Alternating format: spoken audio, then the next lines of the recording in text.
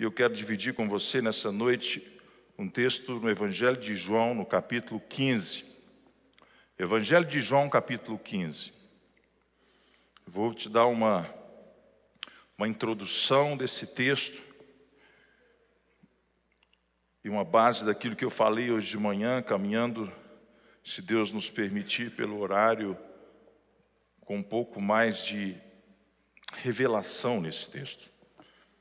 Note bem que é importante nós sabermos quando Jesus disse essas palavras. Cada palavra de Jesus tem o seu tempo certo, a sua hora certa, o seu momento certo. Provérbios diz como maçãs de ouro em salvas de prata, assim é a boa palavra dita ao seu tempo. Se você falar uma palavra que é boa, mas fora do tempo, ela perde o valor. Tem que falar na hora certa, você está entendendo? Tem que falar no momento certo. Você sabe muito bem o que eu estou dizendo. Se você é casado, você vai conversar com a sua esposa, com o seu esposo. Você tem que encontrar a hora, você tem que saber o momento. Se você vai conversar com o seu filho, se você vai conversar com o seu chefe, com o seu patrão, você tem que saber encontrar a hora, o momento certo de ter aquela conversa, de falar o que você precisa falar, porque senão as palavras são como nada, são desperdício, ainda que sejam palavras boas, elas não se aproveitam para nada. E Jesus, aqui no Evangelho de João, no capítulo 15, ele tinha terminado de celebrar a ceia com os discípulos. Aquela noite ele tinha instituído a ceia, o pão, o cálice, que nós vamos fazer na semana que vem, não é? Fazer isso em memória de mim. E ele saía da casa onde ele tinha participado da ceia com os seus discípulos, onde Judas o havia traído. Judas então já tinha o abandonado. E ele estava a caminho do Getsêmani, aquele jardim onde ele chamava os discípulos para uma oração, e os discípulos dormiram. E ele diz: poxa, vocês não podem orar nem uma hora comigo? E daqui a pouco chegaria Judas, próximo da madrugada, e o trairia com um beijo, né? E Jesus seria preso, Jesus seria condenado, sentenciado à morte. Na manhã seguinte, por volta das 9 horas da manhã, ele estava já de pendurado numa cruz. Foi um julgamento, sabe, rápido.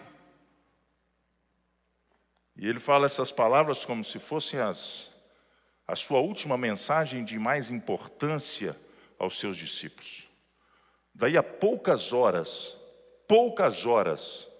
quase todos os discípulos iriam fugir. Pedro iria negá-lo. E ele ficaria sozinho. E ele queria trazer uma palavra que pudesse inspirar os discípulos, que pudesse fazer com que eles recordassem daquele momento que foi uma noite dramática na história dos discípulos com Jesus. Todos nós passamos por isso, queridos. Os Pedros e Paulos e João e Marcos e Mateus continuam aqui no nosso meio. Nós não participamos daquele dia histórico da condenação e da crucificação de Jesus, mas a nossa vida, sabe, ela, nesse momento, mais do que nunca, a gente às vezes vive esse dilema. E ele começa essa conversa com os discípulos, aí no capítulo 15, no versículo 1, você entendeu o momento? Você entendeu a importância desse momento na vida dos discípulos? Eu sou a videira verdadeira, o meu pai é o agricultor. Todo ramo que estando em mim não dá fruto, ele corta, e todo que dá fruto, ele poda, para que dê mais fruto ainda. Vocês já estão limpos pela palavra que lhes tenho falado, permaneçam em mim, e eu permanecerei em vocês. Nenhum ramo pode dar fruto por si mesmo, se não permanecer na videira. Vocês também não podem dar frutos se não permanecerem em mim. Eu sou a videira, vocês são os ramos. Se alguém permanece em mim, eu nele, esse dará muito fruto, pois sem mim vocês não podem fazer coisa alguma. Versículo 6. Se alguém não permanece em mim, será como o ramo que é jogado fora e seca. Tais ramos são apanhados, lançados ao fogo e são queimados. Mas se vocês permanecerem em mim, e as minhas palavras permanecerem em vocês, pedirão o que quiserem, e lhes será concedido. E o meu Pai é glorificado pelo fato de vocês darem muito fruto, e assim serão meus discípulos. Esse texto, pessoal, tem uma chave. A chave é a palavra que Jesus repete por 12 vezes. É a palavra permanecer. Vamos falar juntos? Vamos falar de novo? Vamos falar outra vez? Casar é fácil. Permanecer casado é difícil.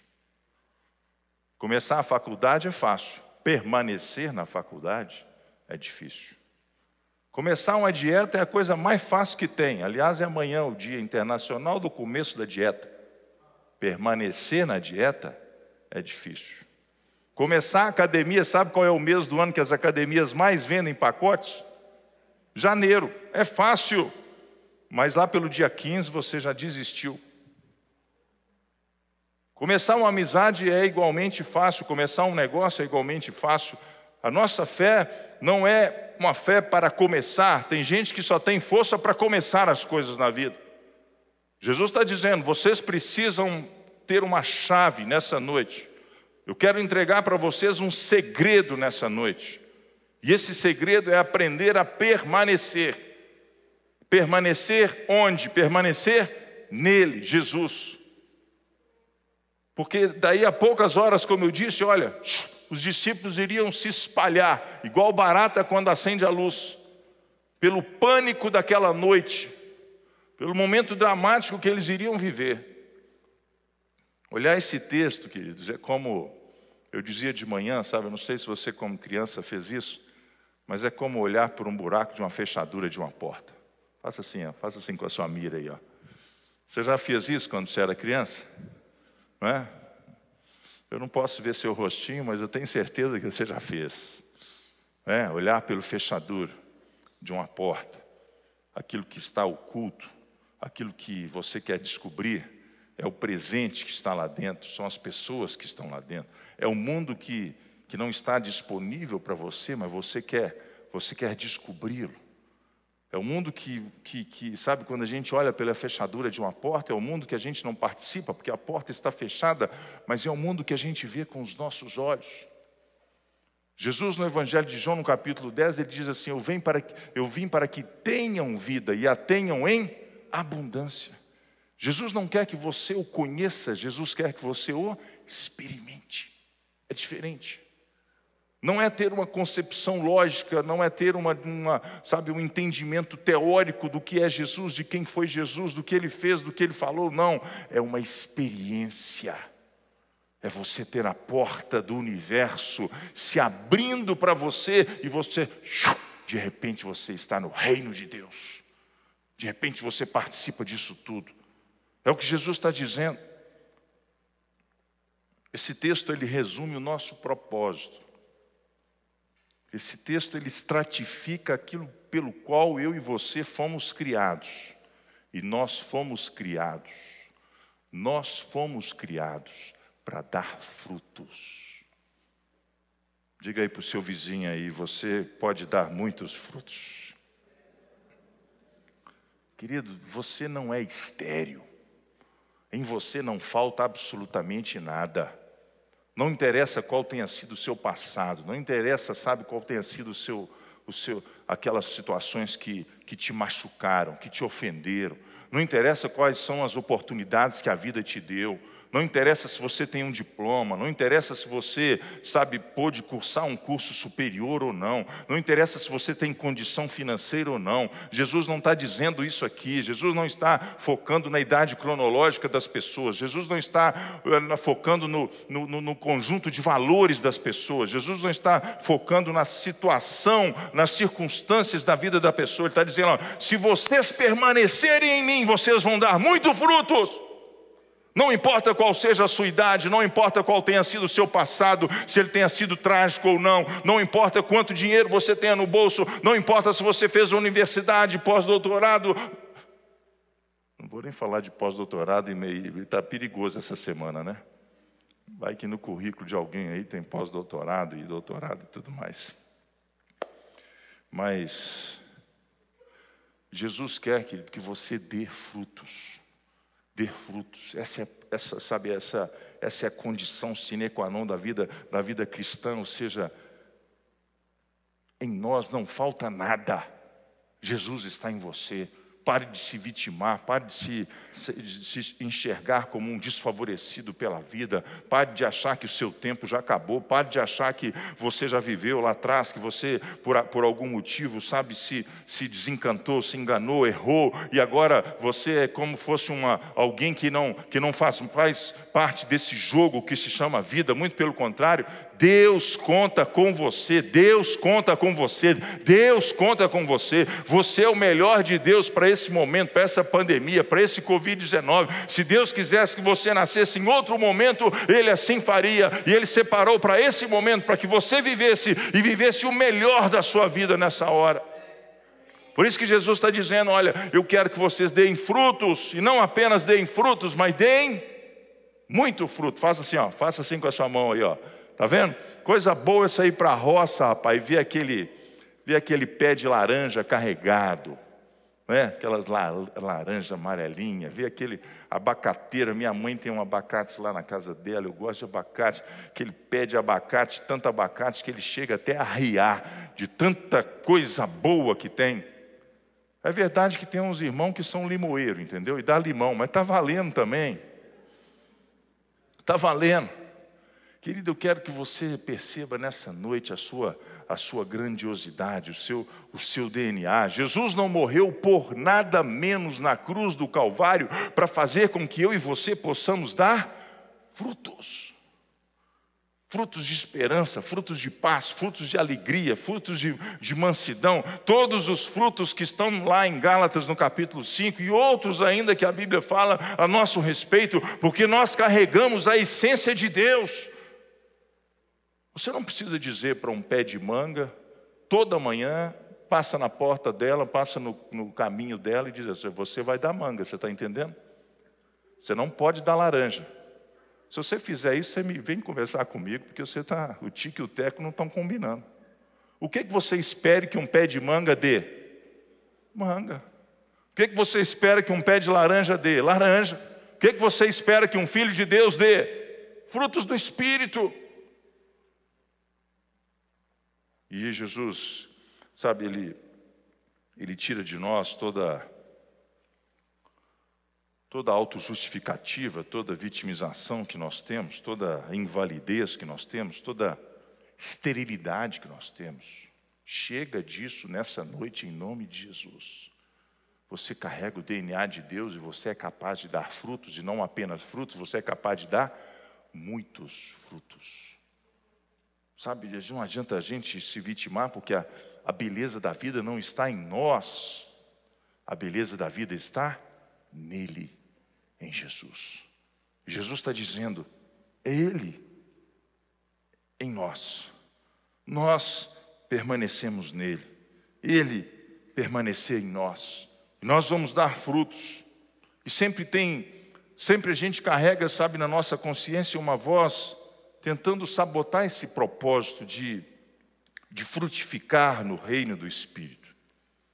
Sempre essa voz vai dizer para você que você e eu não somos o qualificado bastante. Sempre essa voz vai dizer para nós que nós não somos merecedores. Sempre essa voz vai dizer para nós que o seu tempo já passou. Sempre essa voz, sabe, vai querer dizer para nós que a sua vida foi uma sucessão de erros. Mas note que Jesus não fala nada disso. O único segredo, a única chave, a única coisa que pode trazer essa ignição real, a frutificação na minha vida, na sua vida, é estar em Jesus. É a presença dEle. Diga comigo, é a presença dEle. É a presença dEle. Você carrega essa presença dEle. Onde você vai, Deus vai com você. Onde você está, Deus está com você. Você carrega essa presença dEle. Eu profetizo nessa noite sobre a sua vida frutos em nome de Jesus. Frutos frutos em nome de Jesus. Frutos em nome de Jesus. Quando Jesus diz assim, no versículo 1, eu sou a videira verdadeira. Eu não sou uma das videiras. Eu não sou um dos caminhos. Eu não sou uma das oportunidades. Eu sou a videira verdadeira. Por que isso é tão importante? Jesus está nos trazendo uma contradição nessa exposição. Porque isso exclui todas as outras alternativas. Ele é o caminho, Ele é a verdade e Ele é a vida. Ninguém vai ao Pai a não ser por Ele. E talvez você fale assim para mim, poxa, eu estou tranquilo, porque Jesus é o meu Senhor, Jesus é o meu Salvador, eu não tenho nada a ver com Buda, eu não tenho nada a ver com Maomé, eu não tenho nada a ver com islamismo, eu não tenho nada a ver com isso, com aquilo outro, parará, parará. Mas nós criamos outros deuses. Nós, lamentavelmente, deixamos, de viver um cristianismo divino para viver um cristianismo humano. E eu vou falar de novo para você entender. A beleza não está em você, a beleza está em quem está em você. Você está entendendo? Tem gente que quer melhorar, é legítimo. Mas ainda que você melhore, você precisa entender que dentro de você precisa pulsar a vida de Deus. Não é quão bom você seja, eu fico vendo por aí na nossa sociedade, no nosso país, na nossa cidade, pessoas que fazem o bem. Pessoas que fazem uma coisa, pessoas que fazem outra, pessoas que ajuntam aqui, pessoas que contribuem ali, pessoas que, promovem coisas que são belíssimas. Mas isso sem a essência de Jesus se transforma em nada. Nada, absolutamente nada. A beleza da vida, querida, a beleza da vida está em o conhecermos. Conhecer Jesus e prosseguir em conhecê-lo. A beleza da vida está a caminharmos na sua presença. É você guardar essa palavra nessa noite. Qual é a chave desse texto? Qual é a chave desse texto? Qual é a chave desse texto? Permanecer.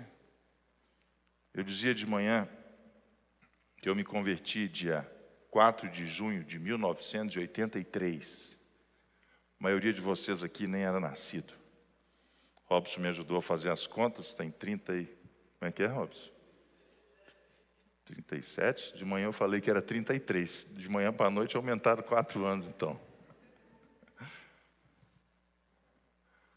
Muitas daquelas pessoas que estavam comigo no início da minha conversão, muitas se perderam pelo caminho, se decepcionaram com a vida, se decepcionaram com a jornada, se decepcionaram com a igreja, se decepcionaram com os irmãos.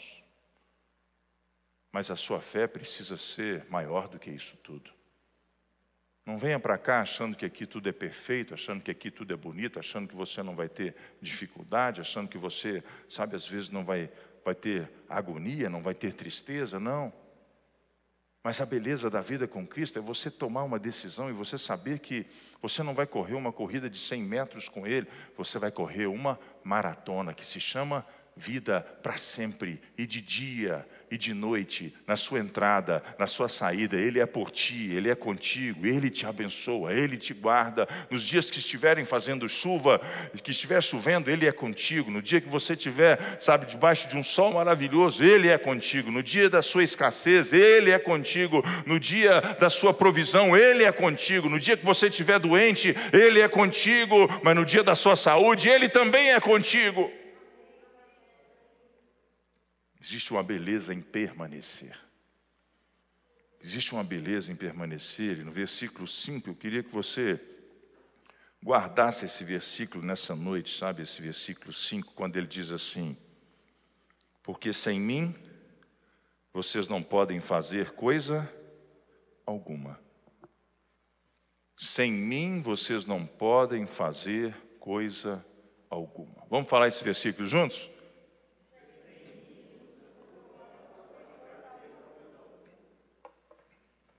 Às vezes isso parece um paradoxo para a gente.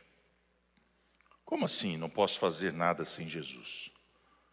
Claro que eu posso fazer. Posso fazer o que eu quiser da minha vida. Mas não é isso que Jesus está dizendo. Jesus está dizendo que se você fizer as coisas sem a presença dEle, aquilo não terá valor algum. Não terá valor. Vai simplesmente se perder no tempo.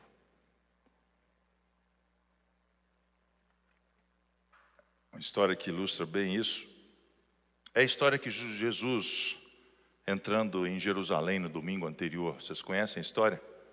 Não está na Bíblia não, mas eu vou contar para vocês. A Bíblia diz que quando Jesus entrava em Jerusalém no domingo anterior a essa semana que a gente vê, que é quinta-feira aqui, ou seja, 5 dias antes, Jesus entra em Jerusalém montado em um jumento. Você se lembra da história? E ele é aclamado pelas pessoas. E as pessoas colocam as suas roupas, colocam folhas de oliveira, de palmeira,